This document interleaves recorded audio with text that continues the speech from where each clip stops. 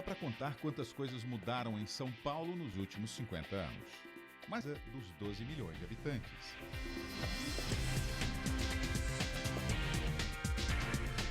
E por falar em casa, é assim que as pessoas se sentem em São Paulo.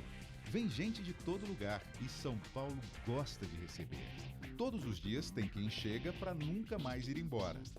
Tem também quem vai, mas sempre quer voltar. Por isso é com grande alegria que São Paulo sediará o maior encontro nacional da advocacia após 50 anos desde a última vez. Prepare-se, porque em novembro de 2017, São Paulo te receberá para a 23ª Conferência Nacional da Advocacia. É uma satisfação muito grande, um orgulho muito grande. São Paulo sediar a 23ª Conferência Nacional da Advocacia. Num momento absolutamente especial e de importância fundamental para o desenvolvimento do nosso país. Sei que é um marco para a advocacia paulista e principalmente brasileira a realização desse evento em São Paulo.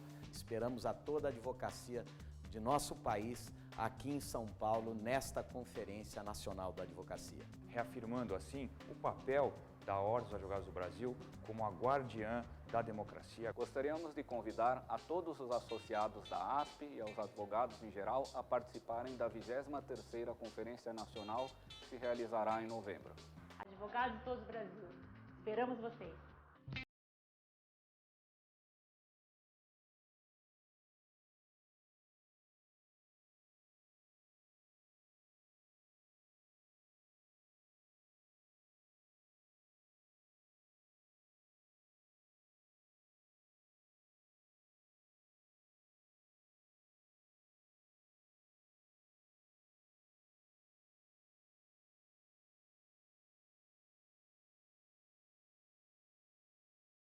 Conecte-se, passeie, divirta-se, experimente. Curta a cada momento tudo o que São Paulo te reserva. São Paulo é um mundo a ser descoberto e espera por você para este encontro inesquecível. Venham, a nossa Conferência Nacional será um momento único e muito importante para toda a advocacia e para a cidadania. A advocacia reunida fará as reflexões sobre tudo o que estamos vendo, tudo o que estamos assistindo e tratando do futuro daquilo que interessa à advocacia. Parabéns à OAB, ao seu Conselho Federal e aos profissionais do direito, que tornam a cada dia a advocacia brasileira indispensável, eficiente e exemplar. Esperamos vocês, advogados e advogadas de todo o Brasil, aqui em São Paulo, na 23ª Conferência Nacional da Advocacia.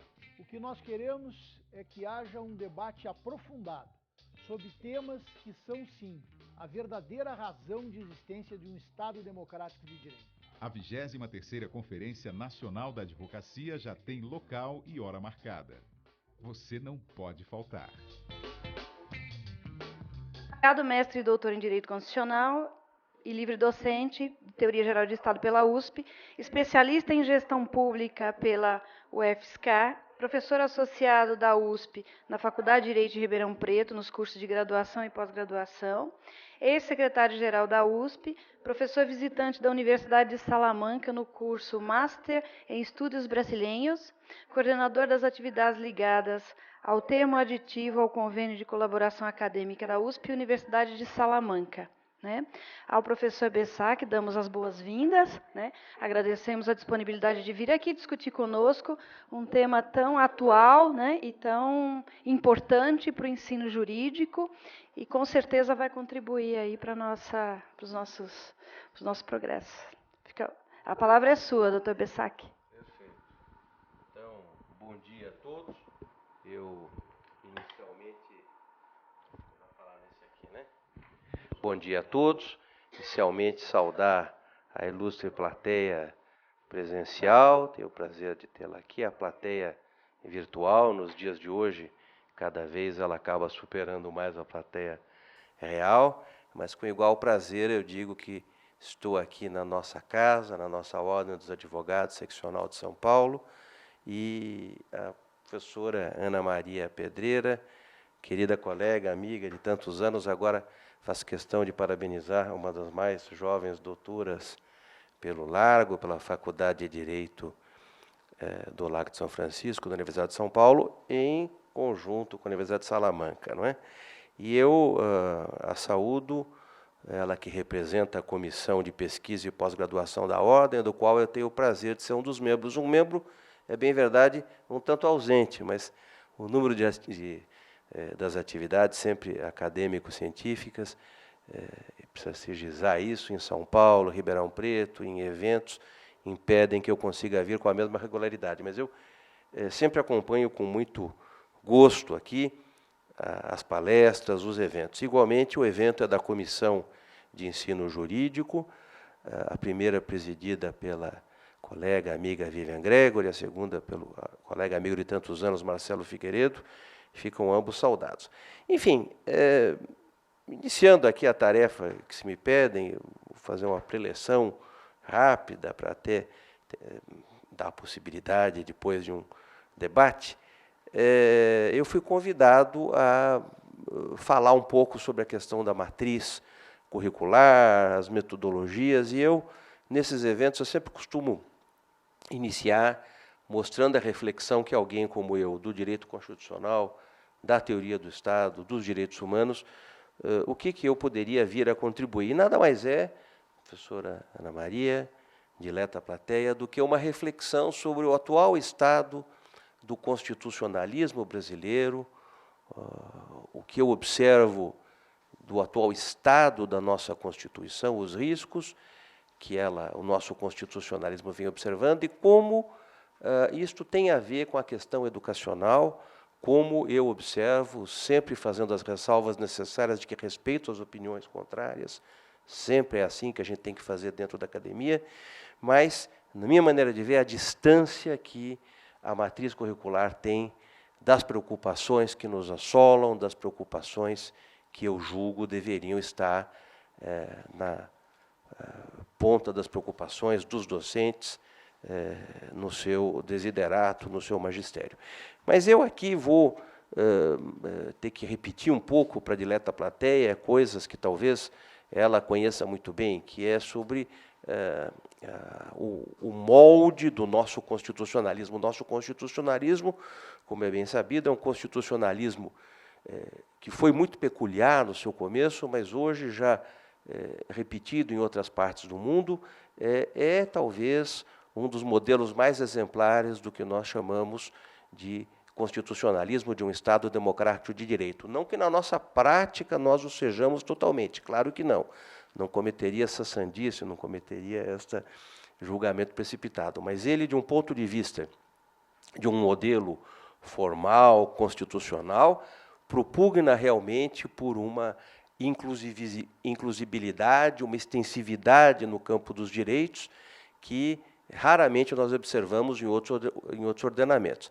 Ele, para além daquilo que regra um constitucionalismo de moldes tradicionais, digamos assim, deu um tratamento todo especial à questão dos direitos, é saber dizer a extensividade do artigo 5º e seguintes, tudo que vai em outros trechos escoteiramente na Constituição, e isto tudo ainda permeado por uma carga, uma peculiaridade brasileira, que é o grau de extensividade. Eu acho que aqui ninguém duvida que muitas vezes aquele comando que vai na Constituição, de que a Constituição se destina aos brasileiros, muitas vezes é lido num grau a superá-lo. Quer dizer, na verdade, a Constituição se destina a todos aqueles que estão no Brasil. Muitas vezes nós nos esquecemos dessa peculiaridade.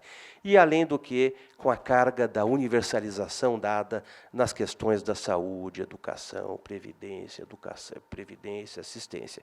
Então, o nosso constitucionalismo tem realmente funciona como um modelo a informar realmente, desde 29, ano que vem, 30 anos, uma maneira de vislumbrar, de querer realizar a democracia, de querer realizar a justiça, aquilo que nós denominamos Estado Democrático de Direito. Agora, nós, por uma série de razões, percebemos que esta maneira de realização do constitucionalismo vem estado ameaçada por uma série de fatores que eu até já em palestras anteriormente postas aqui, nesta ordem, nessa comissão e outras comissões, e Brasil afora, nos eventos que a plateia tem a paciência de me ouvir, tenho advertido para alguns riscos que nós temos sofrido aqui. E esses riscos, eu diria que são de algumas naturezas, e logo eu vou começar a fazer o diálogo também com o que a matriz curricular pode nos ajudar nesse aspecto. Mas vale a pena esta parte mais introdutória, no sentido de mostrar que eu acho que nós vivemos hoje, professora Ana Maria, querida plateia, um momento de uma profunda onda de ortodoxia. Vejam, eu não estou descontente com os valores da ortodoxia, do conservadorismo. Eu acho que isto não é algo que a gente ideologicamente coloque sou a favor ou sou contra.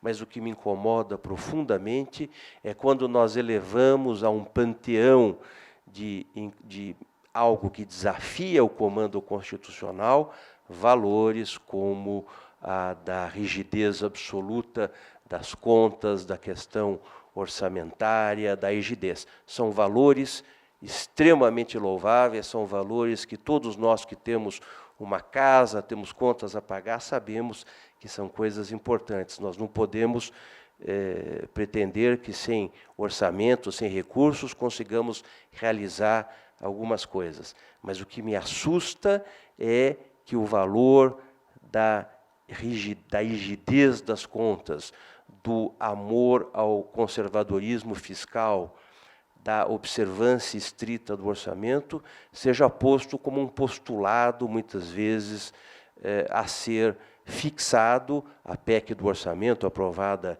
no ano passado, bem o demonstra, por 1, 2 gerações, impossibilitando, muitas vezes, a fruição de valores constitucionais.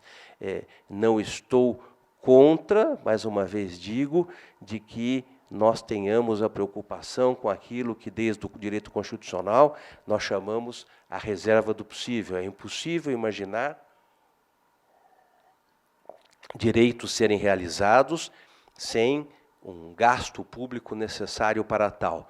Mas o que me assusta é quando nós colocamos um valor formal a ser alcançado, esquecendo muitas vezes de que a nossa Constituição dá uma imperatividade aos direitos que ela aloca como pretensos de serem realizados com a carga da universalização. Eu tenho observado que isto somente minuda especificamente um campo específico desses direitos, maiormente falando aqueles que vão na seara que nós nos acostumamos fixar, a seara social, ali entendidos os direitos trabalhistas, os direitos previdenciários, os direitos econômicos, e a seara do campo dos direitos culturais.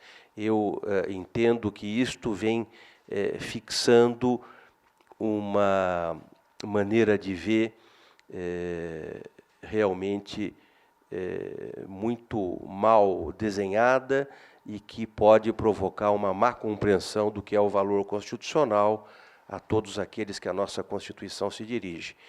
Uma outra preocupação que eu tenho tido sempre é o campo de como a heterodoxia de algumas situações tem nos afetado. Quero dizer mais especificamente a questão das exceções. Se mundo afora, especialmente na Europa, também Estados Unidos, nós nos defrontamos com as ameaças terroristas que ceifam vidas todos os dias, e mais do que a questão das vidas que ceifa, o medo que gera, a sensação de vivemos num mundo em que o império da lei, o império da segurança, o império da justiça nem sempre triunfa. Tem gerado uma sensação de insegurança muito grande, no qual o constitucionalismo contemporâneo não dá respostas.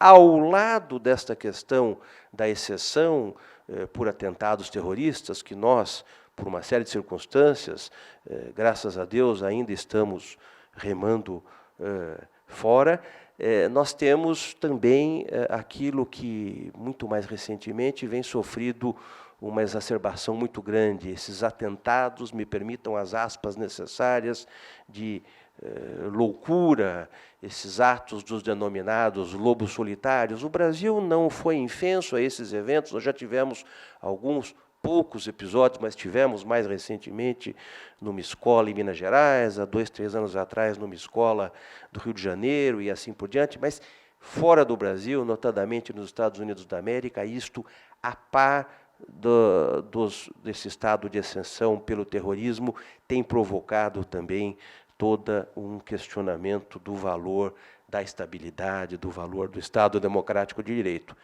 E nós, no Brasil, um outro fenômeno que vai, na minha maneira de ver, exatamente na mesma linha e que eu denomino também estado de exceção. Aquele tipo de insegurança que vem, muitas vezes, tomando conta das grandes cidades, das periferias, dos morros, daquelas eufemisticamente chamadas comunidades, as favelas, em que nos dá uma insegurança de ter medo de sair à rua sem a certeza de que possamos o fazer com tranquilidade.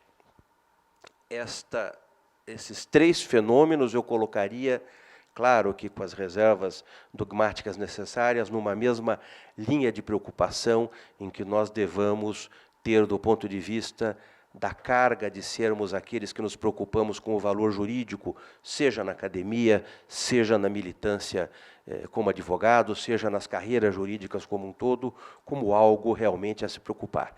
Um terceiro fator, realmente eu acho, e falo um pouco rápido dessa parte introdutória, porque ela valerá, na verdade, para uma reflexão sobre onde eu quero chegar. Mas um terceiro ponto que eu acho que é extremamente importante é aquele que eu diria a excessiva patrimonialização que nós observamos na vida atual. Nós temos uma preocupação cada vez mais com, me permitam essa expressão popular, o que Maria leva, o que nós vamos ganhar com isto. Obviamente, pode ser uma questão de pecúnia, pode ser uma questão de um favor. Quando isso é feito por um agente público, nós temos as tão nefastas, e isso o Brasil está navegando numa onda muito grande, a corrupção, a locupletação, a troca de favores, os favorecimentos das mais diversas espécies. Isto, na minha maneira de ver, é um sinal dos tempos, porque não é uma exclusividade brasileira, longe disso, mas nós nos observamos a ver uma realidade carregada de que, para que se trabalhe na seara pública, para que se consiga trabalhar em qualquer das suas facetas, há que haver uma vantagem, há que haver um ganho, há que haver uma troca quantificada de um ponto de vista patrimonial, mesmo que isso seja um favor, mesmo que isso não seja uma troca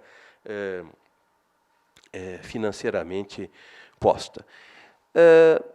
Isto, de certa maneira, nada mais é do que uma face da moeda da exacerbação do valor individual, mas eu, por uma razão metodológica da minha explanação, prefiro colocar numa quarta seara a preocupação com o valor individual, a preocupação com o individualismo exacerbado por um mundo do consumerismo, por um mundo onde nós nos preocupamos cada vez menos com aquilo que é coletivo, com aquilo que é comunitário, com aquilo que é geral.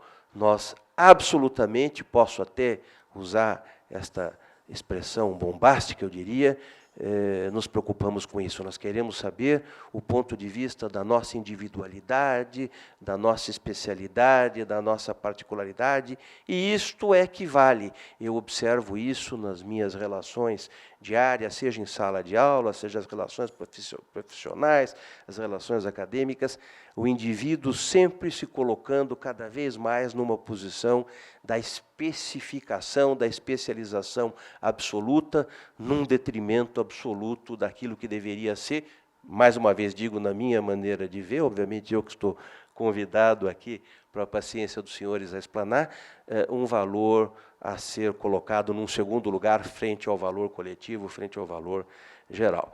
E para ficar nessas quatro vertentes, Muito obrigado. Viu?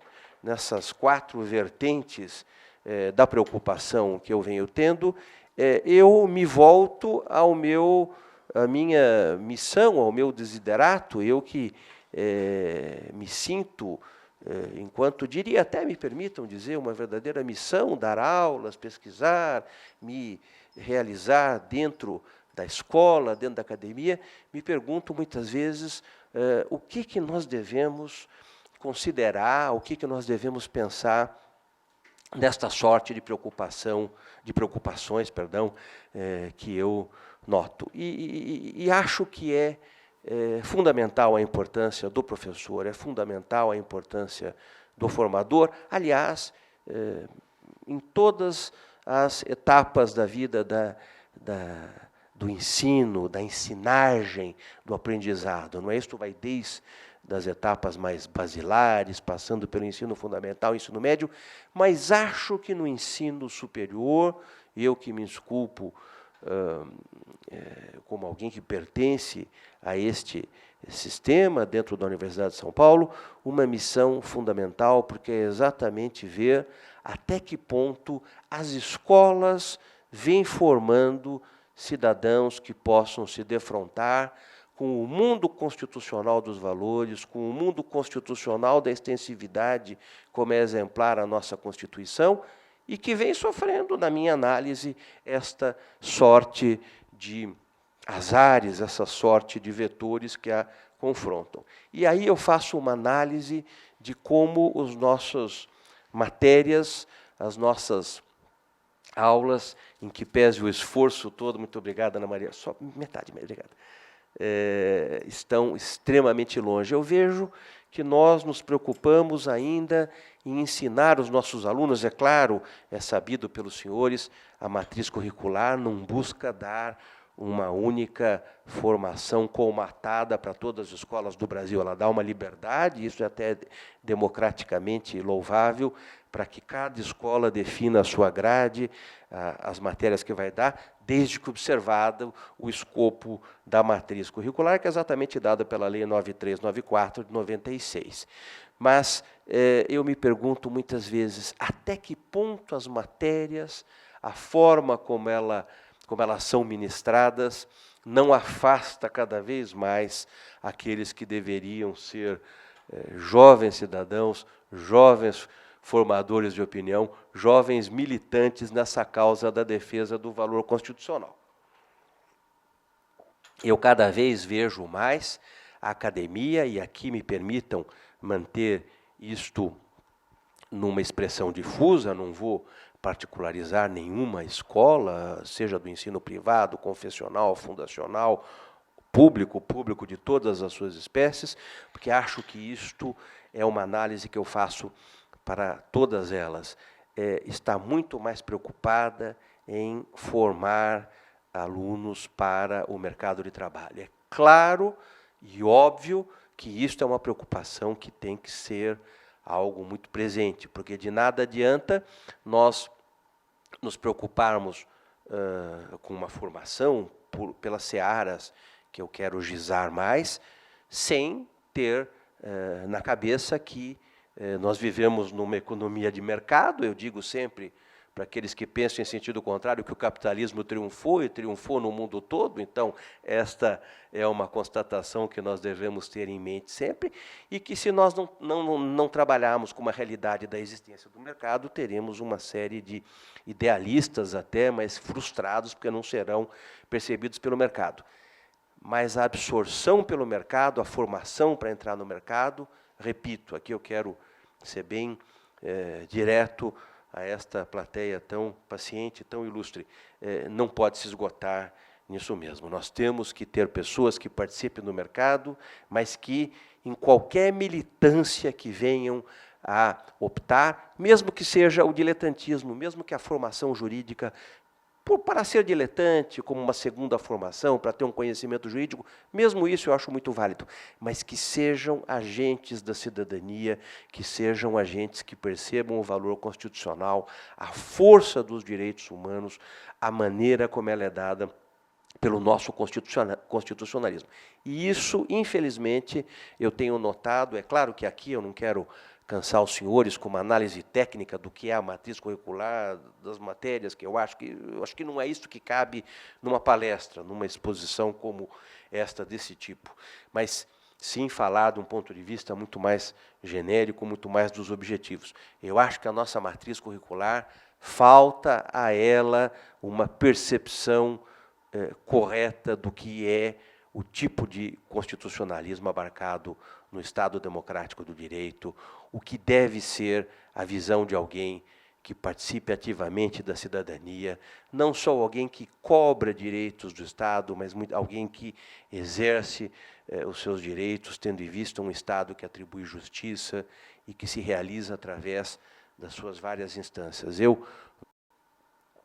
É um alunado cada vez menos preocupado com essas questões, e eu já estou há alguns aninhos nisso, doutora Ana Maria, já são seus olhos, mas, na verdade, os anos passam e a gente vai observando cada vez mais uma distância do alunado, uma preocupação muito mais em cada vez, nem existe uma reflexão sobre o que seria o ensino superior, é uma mera etapa necessária que ele possa fazer o exame de ordem, ou para militar como advogado, ou para ser uma etapa preparatória para outras carreiras, e uma pressão cada vez maior dos discentes. É claro que existem exceções honrosas, nós não pretendemos que haja uma hegemonia de pensamento, então, mas a grande maioria dos discentes preocupadas em fazer o exame de ordem já no seu 4º ano de faculdade, para que possam ingressar muito mais rapidamente.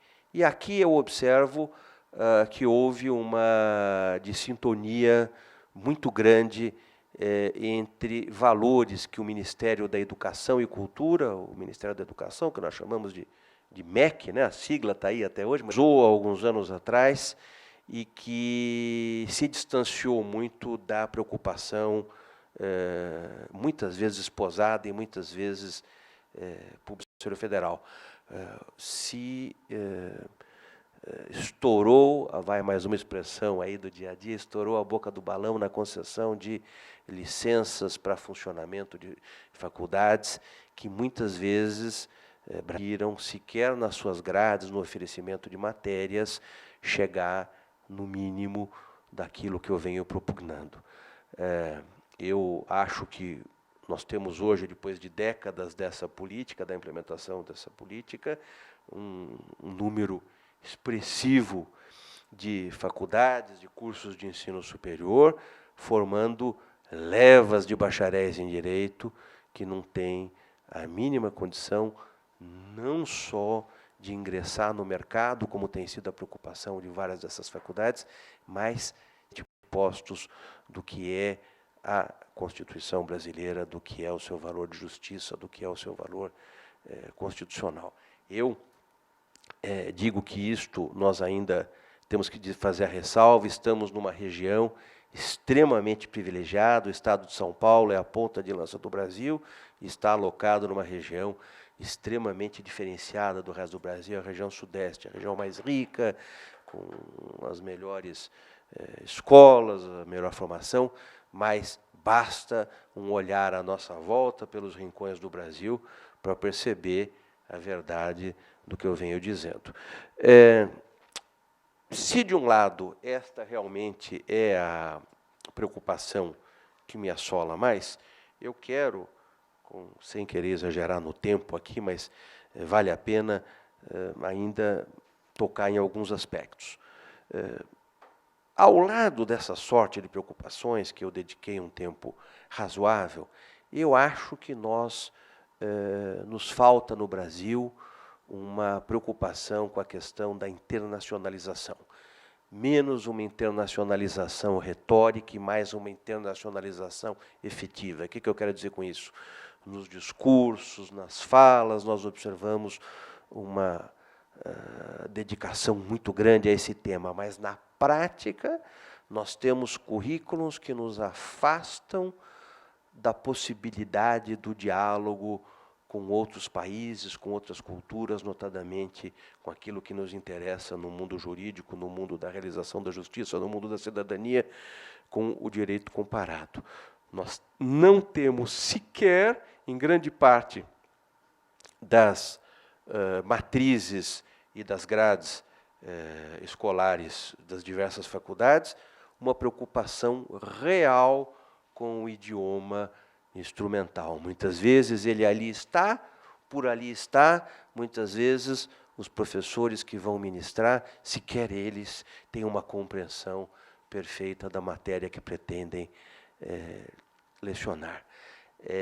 Como que o Brasil, que deu as costas históricas para a América Latina e que depois tentou correr, dependendo da época, dos seus diversos governos, deitar olhos mais favoráveis, quer a Europa, quer os Estados Unidos, mais recentemente a África e a Ásia, como que nós podemos tentar uma internacionalização, um diálogo, sem um domínio de outras línguas.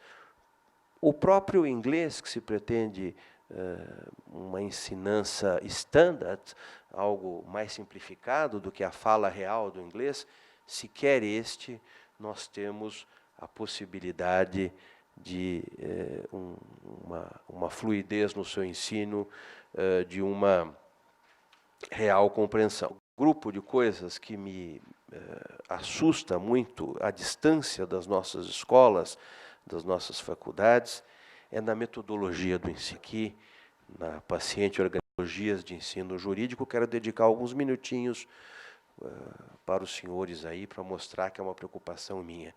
Nós nos baseamos numa metodologia de ensinança ainda parada naquilo que nós aprendemos dos nossos irmãos portugueses, da nossa tradição ibérica, no século retrasado.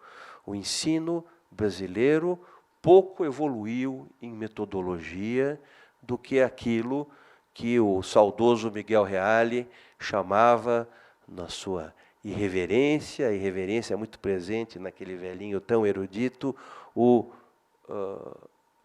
a garganta e o guspe, como ele dizia guspe, não dizia cuspe, a garganta e o guspe. Nós temos isto parte por uma resistência, inclusive, dos docentes, um pouquinho mais, na utilização de outros métodos de vastos seminários ou das leituras coletivas, tendência muito grande para metodologias em que nós poderíamos ter, na minha modesta, um conhecimento. Por que não usar atividades midiáticas como o cinema, as representações, os júris simulados? Eles estão presentes, às vezes, só e unicamente nas semanas jurídicas para sensibilizar os alunos quando entram na faculdade, e sequer aparecem mais. As declamações, as leituras coletivas, métodos de leitura que priorizem a real compreensão do texto e não meramente a famosa decoreba para apresentação numa atividade como um seminário. Eu noto que isto encontra uma resistência tremenda. Vou contar, me permitam, mesmo que seja um minuto, uma experiência.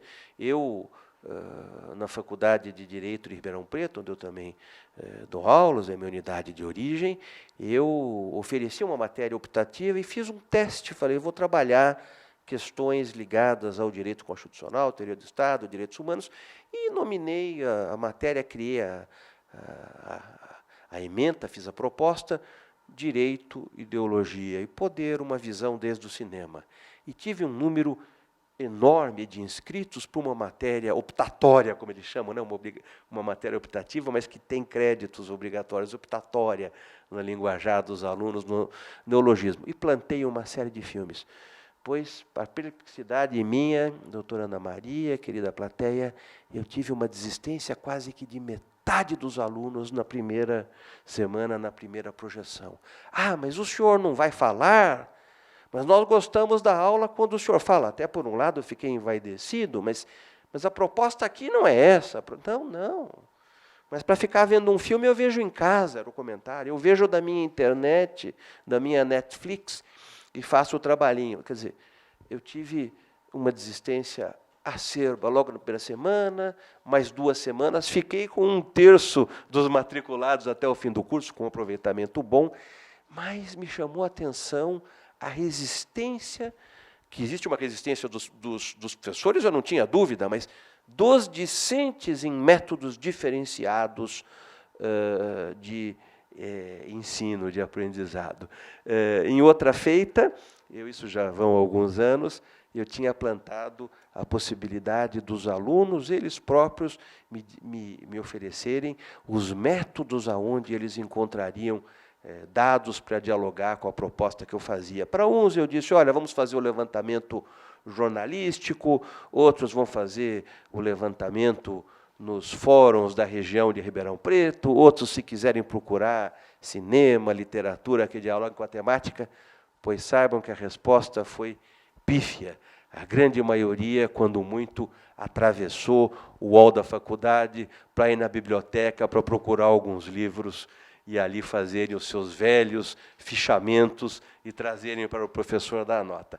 Então, eu quis contar esses 2 casos, me permitam esta informalidade nessa parte da exposição, mas para mostrar que a tarefa do docente, a tarefa do professor, e eu me incluo entre esses, é realmente mobilizar o que eu denomino corações e mentes. Nós temos que nos defrontar com um mundo onde existe uma acomodação muito grande dos valores, das expectativas, e isto torna a nossa tarefa extremamente difícil, eu diria verdadeiramente inglória. Mas eu não desisto, eu acho que, tal qualmente eu, parte da plateia aqui, se não toda ela, os interessados, sabe que sempre nós temos que ter uma visão de que a vida muitas vezes parece andar tal qual o passo de caranguejo, né? Ela parece que está andando de lado, parece que está andando para trás, mas, na verdade, ela está indo para frente. Então,